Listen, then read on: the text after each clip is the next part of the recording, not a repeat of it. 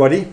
Very excited today. I've got a great guest on. He'll be well known to all of you. You might know his cartoons better than the face himself, but you'll all know who he is because he's been around in our community for a long time. We're being able to entertain us with these amazing cartoons. You'll recognize Treknet and Mama Taxi, who Gavin works on, and he's going to tell us a bit more about those. So I've got Gavin Thomson here. And Gavin, just to get started, have you always been in the creative industry? Has that always been your interest from your school days, or was it something that came by chance? Yeah, I guess it always was in me. I think when I look back to my school days, I did art, I did graphics, but I wasn't particularly good at either of those.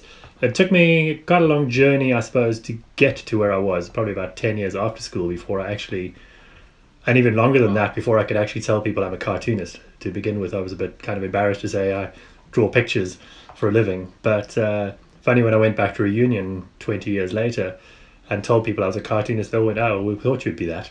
And I was like, "Well, thanks for telling me, because it took me 20 years to figure it out. You could have told me."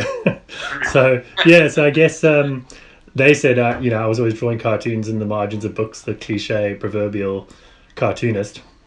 So in a long and winding road that I suppose I have always been involved somehow in the creative side. Oh, that's awesome. And then I think just to start off with, I mean, you've obviously started, and then you went and lived in London for a while. Can you just tell us some of your experiences whilst you're in London, and how how that led to getting to where you are? Well, I'll try and keep it brief. To finish school, did my national service.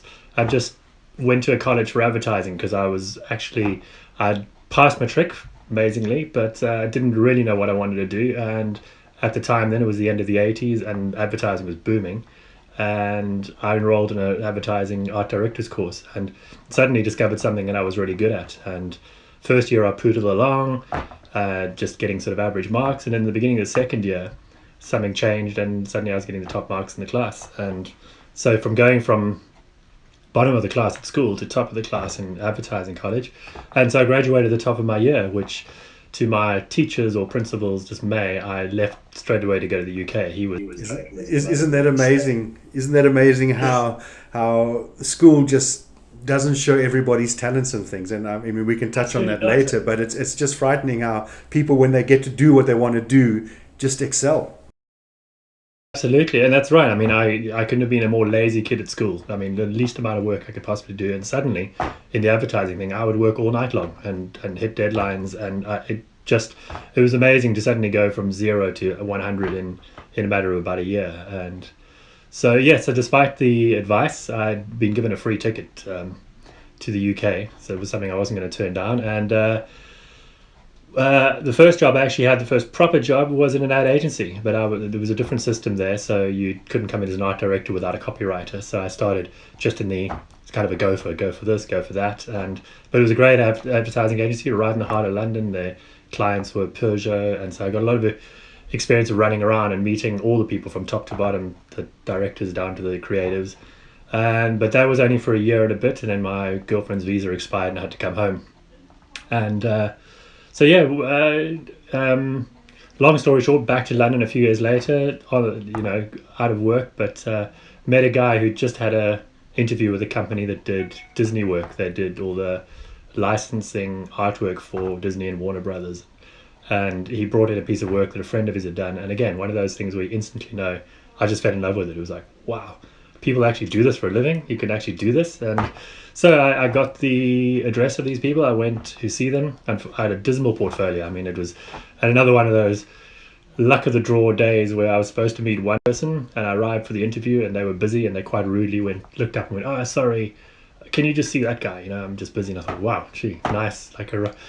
In hindsight, I look back and say, thank goodness I never met that one, because she would have thrown me straight out the door and said, "You're no way near the standard that we need."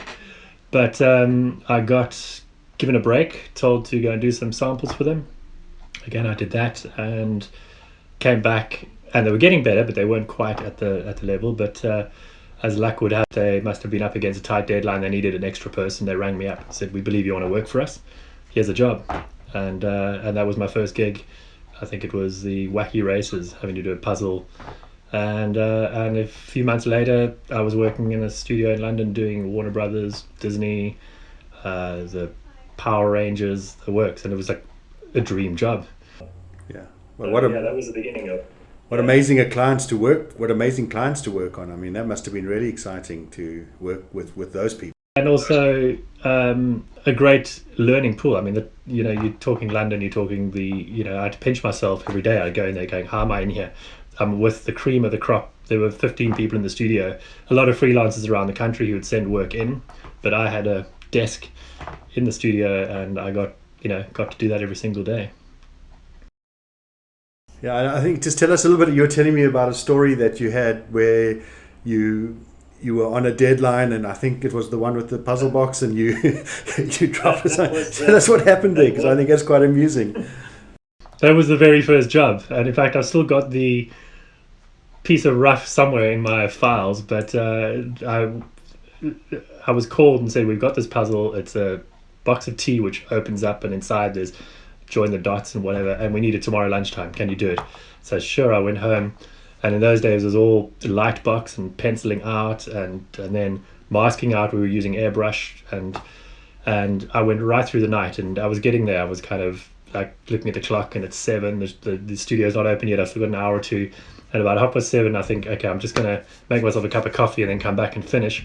And I was working on a fairly low desk, and as I stood to stand up, the corner of the page caught my leg, and the inkwell tipped, and this black ink just went all over the side of the artwork. And I still get goosebumps when I think about it now, because I was watching the clock going, they're going to call any minute to find out when I'm going to deliver, and they did call. And I went, there's been a little accident, and there was this dead silence on the other end of the line. It was like, what happened? I said, well, I spilled a bit of ink. I'm not sure what I can do about it. And they said, just bring it down. I was in North London. Come down and we'll see what we can do. So 24 hours and I haven't slept. I slipped down. They look at it, and because it's a box, they can chop it, and they go, okay, we'll cut it down that line, go back and redo this side and bring it back tomorrow. And so I learned 2 things. One was that deadlines can slide. Even when they said it was tomorrow lunchtime, suddenly it was the next day lunchtime. So 48 hours later, still no sleep, I delivered the finished product, and amazingly enough, they continued to work with me. I thought that was it. I had one break. I screwed it up on the first job, and that was me. But they were very forgiving, and I ended up being one of their studio artists. Oh, that's amazing. I mean, it's just amazing that people do always buy time. I mean, there is the people. I mean, I'll do it as well. If I say, look, we have to have it tomorrow, and I know I've got a day or two maybe because the shoot's a day or two later, but I need to, and that's just good preparation. So I think any. We always, with artists, are always the subject to that last bit of time, going, everyone else has kind of gone along, and then by the time it gets to artwork stage, it's like, right, you've got X amount of time, which is, it's good in a way, because if you give an artist too much time, that's the worst thing you can say is whenever. Absolutely. And then you'll never get it. So if you say, got to be next week, and we have to do that ourselves. I set myself personal deadlines, whether there is a deadline or not. I want this done by Friday and get it off my desk, and then the next job. So, yeah. No, absolutely. And then, I mean, we've got to know you all in this country through your cartoons and you've also exhibited work, but mainly through. How did you get into the cartoon side of things? If you were in advertising, what was the shift into that space? Yeah, I think when I was thinking about it and thinking about this talk and thinking how would I sum up my career, and a lot of it would just be luck, but a lot of it is also moving in a direction that that you compelled, you're almost driven, especially now in the time of lockdown, when you find people who are very bored and a lot of time on their hands. And I suddenly realized I'd never be bored because I've always got something brewing. I've always got an idea, and for me it's more of a time issue. I just don't have time to get to all the things. So I did, when I came back to South Africa, got a job in a graphic studio, again working with the licensed characters, the Batman, Spider-Mans, supplying the clothing trade. But even in board meetings, and literally board meetings, I would sit and doodle, and my boss would tell me off, go, at least look like you're listening, and I would switch off. I'd start drawing, and then I wouldn't hear what they were saying, and they'd ask me a question, and so it was almost like I was moving towards that all the time, and it was a chance meeting really with Dave, the writer of Treknet, and we were chatting about stuff. I'd done some illustration work for education. He said, I've got this cartoon idea. It was actually a book, which funnily enough we've never ever got around to doing, because we sat down and talked about doing this book together, and while we were planning the book we ended up doing the Treknet strip, and yeah, so that was pure chance. And we were fairly naive as to how difficult it was to get into cartooning in this country. We thought, wow, there's Madam and Eve, there's no one else, so there must be a lot of room for another one. And so off we went and peddled it to the different newspapers. And yeah, it was a tough work. It took years sometimes to break through to an editor in a newspaper, to get them to get rid of an old Modesty Blaze, because it's tough. People love their cartoons. They love Hagar, or they love, so you coming in, you're going to replace one of those.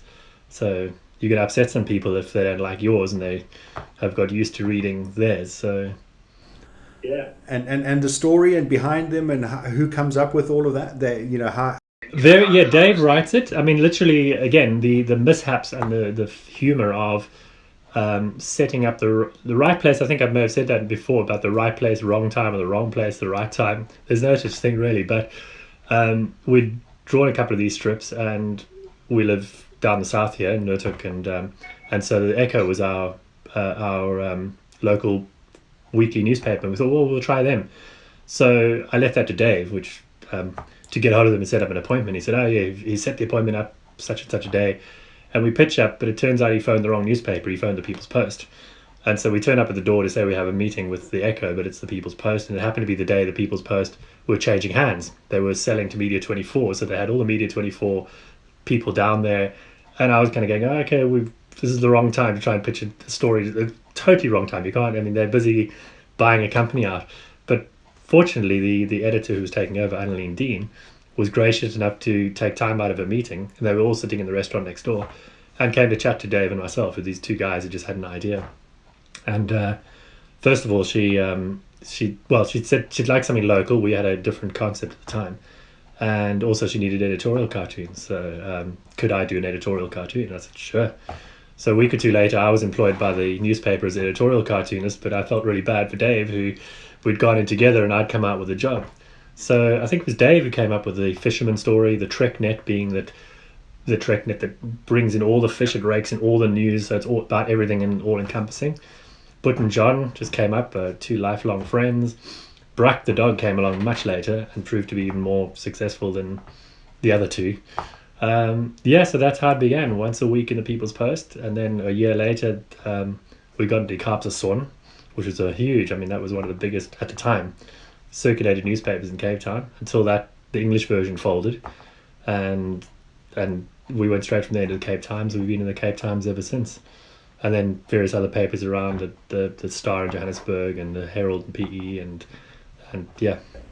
And then just grew out of that. Yeah, and things have changed now, because people they're still buying newspapers, but it's not as big as what it was maybe 15, 20 years ago.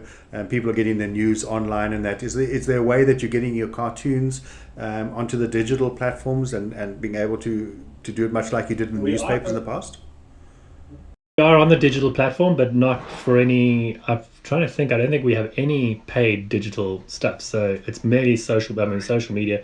Almost everything is out there anyway. So we're still fortunate that we are in all the newspaper, or most of the newspapers, magazines and different publications. But it ticks along. I mean, we had our highs. I mean, I think it is the 15th year now.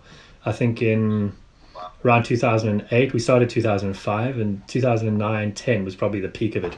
And then we were in Afrikaans, Volksblad, Beeld, the Burger, and then it's been declining ever since, really. So I mean, we love it, and we'll keep ticking it over as long as people read it and we get a lot of feedback. But it's not my bread and butter money. I always thought it would be great. I remember reading Madam and Eve thinking, how cool would it be to just wake up every morning, draw one strip, and then go surf for the rest of the day. But unfortunately, with kids going through school and everything else, and that was the other interesting thing about my journey, was when I quit my full-time job, and even well-meaning people were saying, so what are you going to do? And I was going, well, I'm going to draw cartoons. And they go, yeah, but what else are you going to do? I was going, well, I'm going to draw cartoons. And they go, but you can't just draw cartoons. And I go, maybe you can't just draw cartoons, but I just draw cartoons. That's what I do now. So it's kind of, in the beginning I had to do lots and lots of, I did designing for children's wear, and I was still quite involved with the clothing industry and Ackermans and people. But gradually, over the years, I weaned myself off all the stuff that didn't really interest me. And now I can honestly say I wake up every morning and I draw cartoons.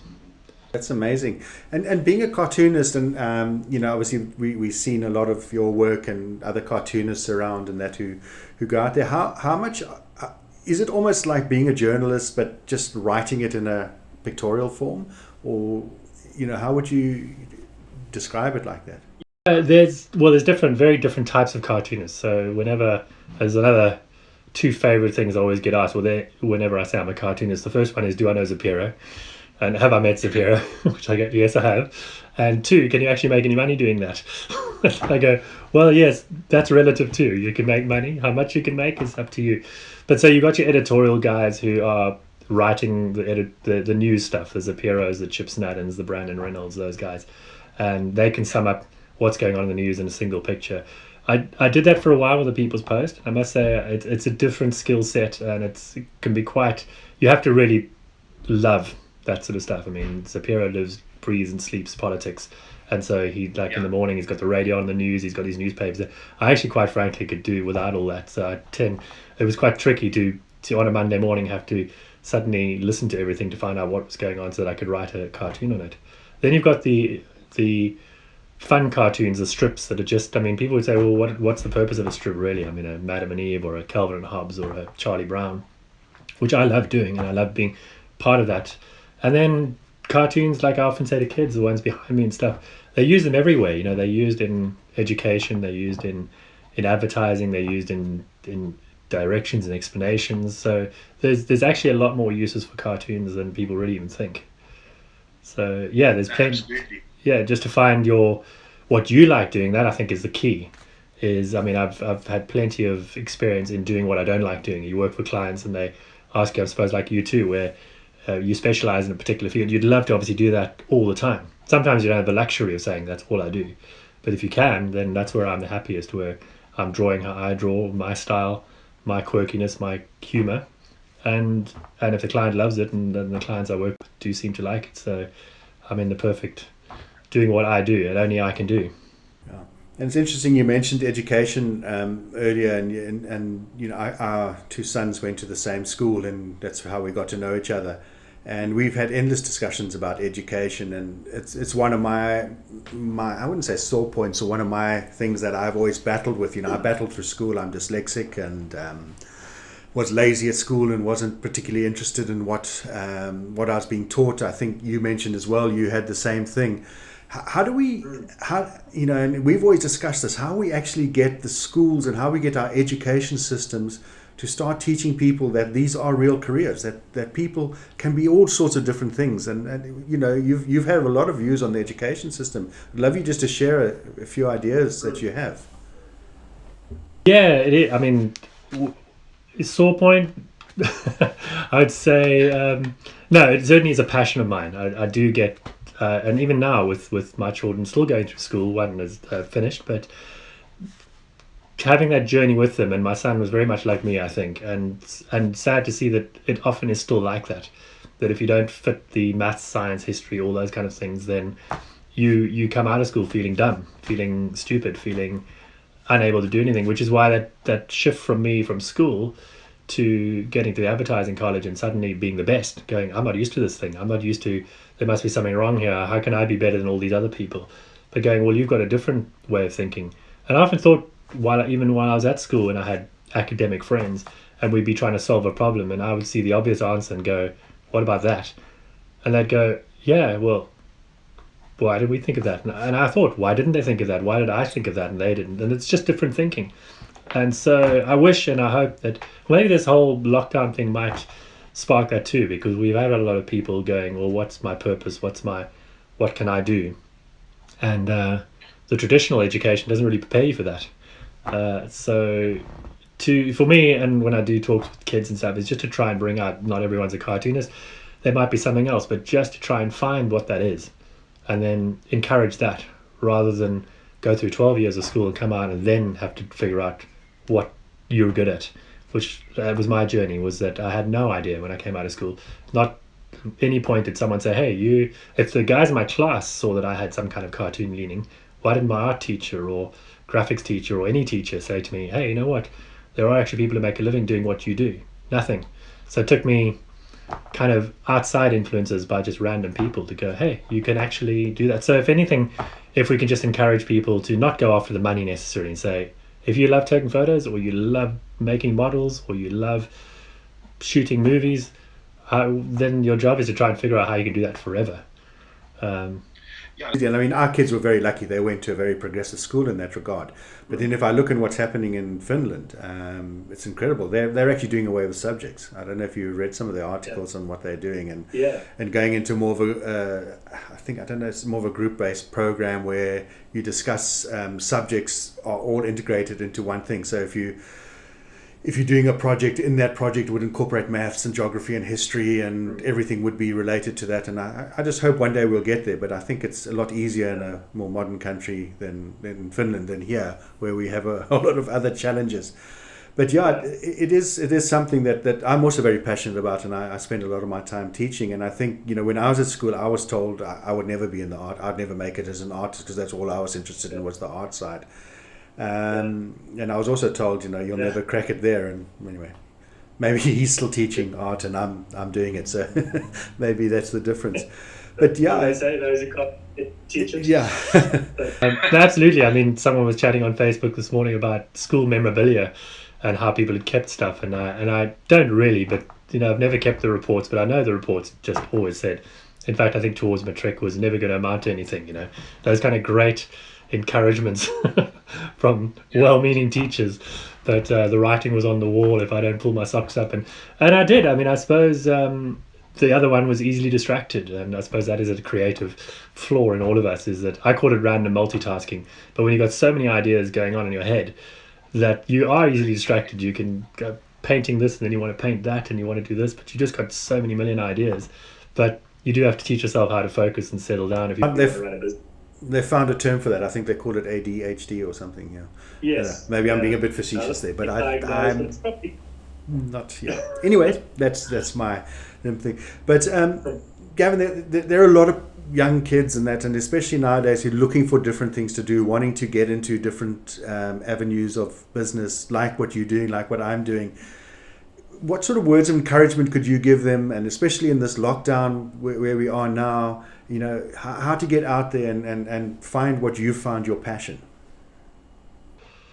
Yeah, well, I suppose that passion is the key. I mean, I come from a family who, I have a brother who's a musician, one is a lawyer, and myself.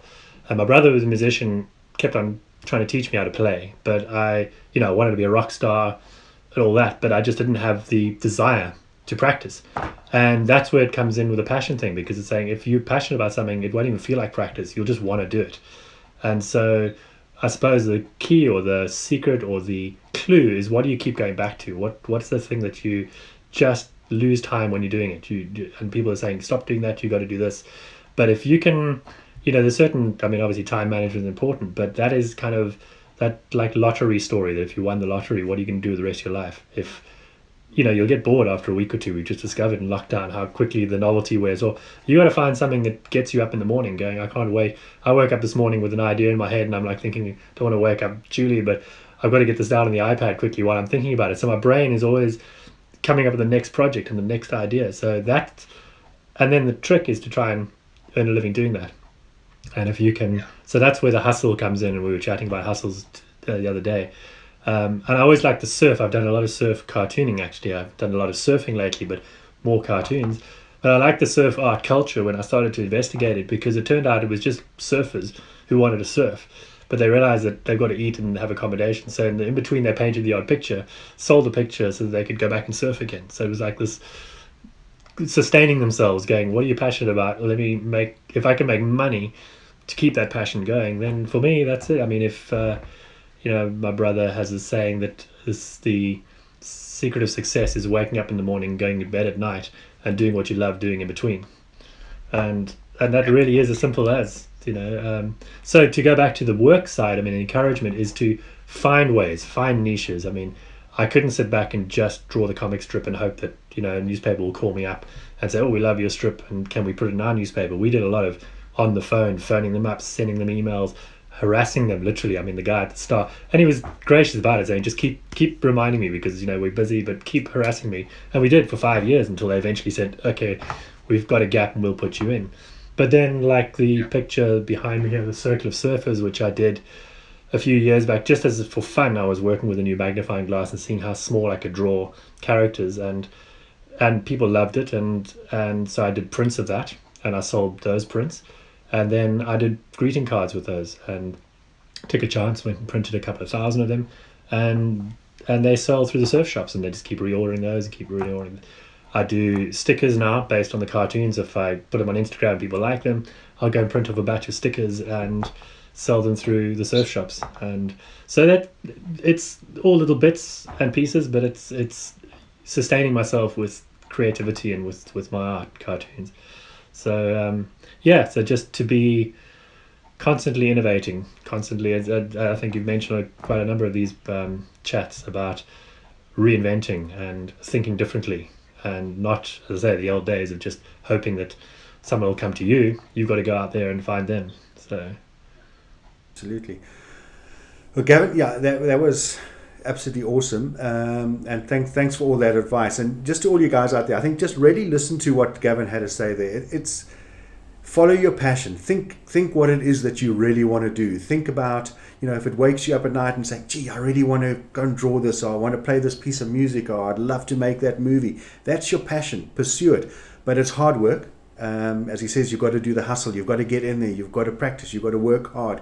You've got to let people know what you're doing. And hey, if you can do that, the world's your oyster, as they say. And it's about enjoying what you're doing. It's not all about how much money, but it's about enjoying and making a living out of something that you feel proud of. And that. So yeah, guys, go out and do it. And Gavin, I mean, that's such words of encouragement. And thank you so much. And I really appreciate you coming on and chatting to us.